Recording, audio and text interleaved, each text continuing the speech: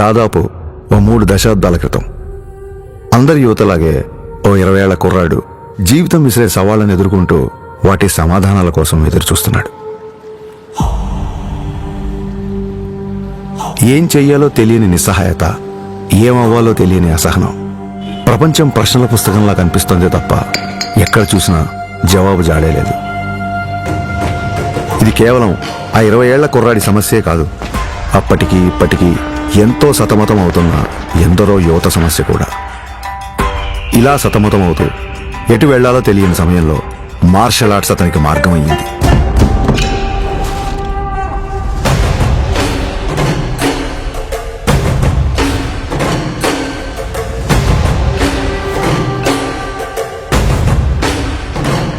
Martial arts అంటే చాలామంది అనుకున్నట్టు అవతల వాళ్ళని కొట్టడమో పడగొట్టడమో కాదు.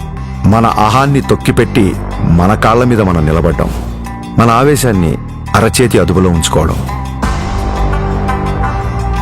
ఒంటరితనం, ఒత్తిడిని ఎదుర్కోవడం నేర్పిస్తే శిక్షణ, క్రమశిక్షణ నేర్పించింది కళ్యాణ్ కుమార్ను మన పవన్ కళ్యాణ్గా మార్చింది. సంవత్సరాలు గడిచాయి, కొత్త దారులు ఏర్పడ్డాయి. అలాగే తన సినీ ప్రయాణం మొదలైంది.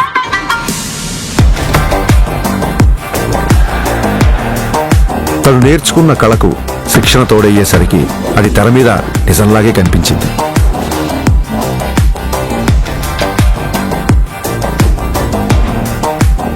ఆ నిజానికి తన నిజాయితీ తోడయ్యే కోట్ల మంది గుండెల్ని గెలిచింది.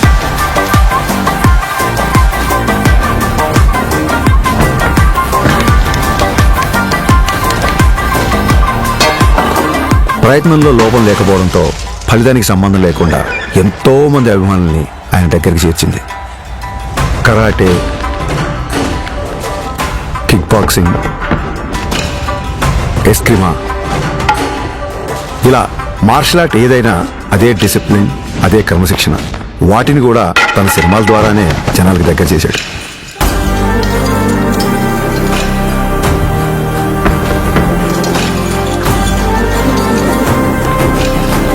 సినిమాల్లో చూపించే స్టంట్లు, ఫైట్లు జనరంజకంగా, ఆకర్షణీయంగా ఉంటాయని మనందరికీ తెలుసు.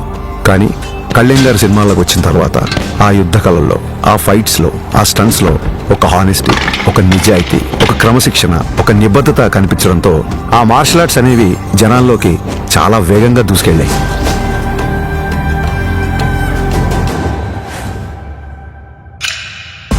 అసలు మార్షల్ ఆర్ట్స్ ఫిలాసఫీ చెప్పేది ఒకటే, కంటిన్యూస్ లెర్నింగ్, నిరంతరం నేర్చుకోవడం. అందుకే ఇప్పటికీ ఓ స్టూడెంట్లా మార్షల్ ఆర్ట్స్లో తన ప్రయాణాన్ని కంటిన్యూ చేస్తున్నారు. తన తపనకి, సాధనకి, మార్షల్ ఆర్ట్స్ని జనాల మధ్యలోకి తీసుకువెళ్లడంలో ఎన్నో ఏళ్లుగా తాను చేస్తున్న కృషికి గుర్తింపుగా డిసెంబర్ 30, 2025న ఆయన అపూర్వమైన గౌరవాన్ని అందుకున్నారు.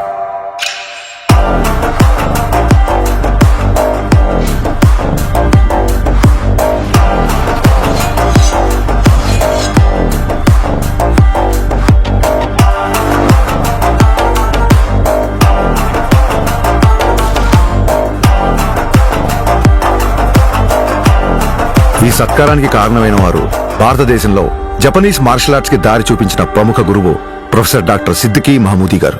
గోల్డెన్ డ్రాగన్ సంస్థ ద్వారా భారతదేశంలో జపాన్ బూడో పరంపర వ్యాప్తికి కృషి చేస్తూ కేవలం దేశంలోనే కాదు, ప్రపంచవ్యాప్తంగా గుర్తింపు పొందిన మార్షల్ ఆర్ట్స్ గురువు ఆయన.